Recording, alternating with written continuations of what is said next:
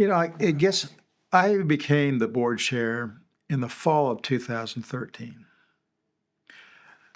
January of the next year, things got off to a good start. There were some issues of financial issues that we had to deal with, but we weren't in a real difficult situation. The prior chairs did a good job in strategically planning and doing what we needed to do to continue to prepare. And then it was April 14th, April 13th, I think. We had the anti-Semitic motivated killing. I was on my way to the J from my home, which is only about a mile and a half away. And one of our board members, Robin Sternick, called me. She said that she was out of town. She was concerned because someone in her family said there were gunfire shots at the J. We thought, well, maybe it's probably, I'm on my way, Robin. I'm sure that maybe it's nothing. Maybe it's firecrackers. I pull into the parking lot around by the theater, and I see yellow ribbon marking off an area. I see police cars. I see policemen, and I pull up in the parking lot, and then I see two bodies on the ground. Horrible scene. I jumped out of my car. I got to the police officer who was standing over the bodies, and I said, I'm a board member, I'm chair of the board. He says, please go to the front door and make sure that nobody gets out of the building. We've got to keep people in the building. So I did that, and not knowing what was going on, I began to learn what had occurred. And this man who came up from southern Missouri, he planned to kill as many Jews as he possibly could. A white supremacist, hated Jews. And so we didn't know what else was happening. So we got through that, and actually he was arrested after a killing he did at the Village Shalom Community Retirement Village, and he was arrested just down the street from my home. But that day, it was right before Passover. That next day was Passover. So it was, I was going to go over with our cantor in our synagogue and help cook, which Sheila and I always do. But it was an all-day affair with the FBI.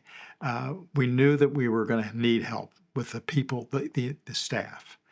The FBI, which I didn't know the FBI had resources that we could tap into that would come and maybe work with employees. And then that late that day, we were at the FBI office, being prompt what to do. The Oval Park police were incredible, but you're still kind of in a haze. And I remember it was raining cats and dogs, and the young man and his grandfather were killed, Corcoran, and so. That night, I was so shook up, I called the cantor and said, look, are you still cooking? And I went over there at 9 o'clock at night to cook till 12 o'clock just to get my mind off it. But the impact that it had on our staff was something that you really can't imagine. There were people in our arts department that were out there trying to do CPR on the young boy that was killed.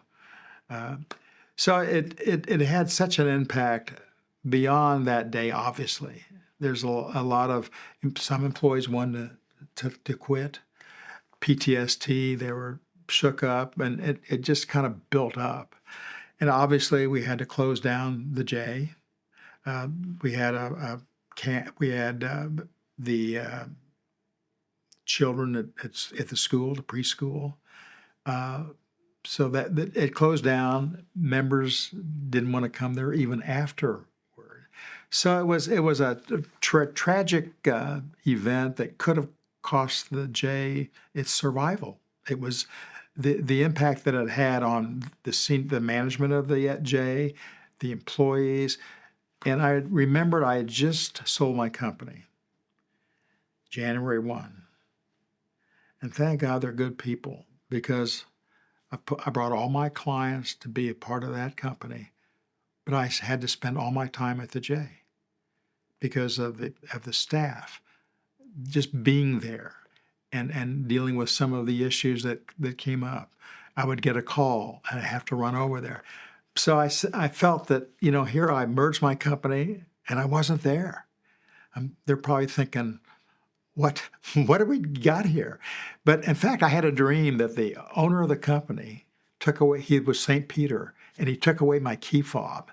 So I told him about my dream. I said, I haven't been here. He says, Ken, we're all about not-for-profits. You give the J whatever they need. We will take care of your clients. Don't worry about work. Well, I had that latitude, and it was a year-long recovery. And I can remember the first day that our child development center opened up. Parents were coming in and how tentative they were. And so I was there with Jacob Schreiber to kind of greet them.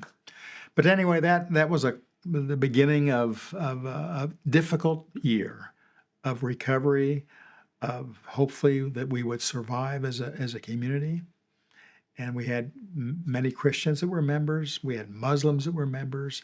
No matter what you were, religious-wise, culture-wise, it preyed on your mind. To this day, I wake up thinking about it.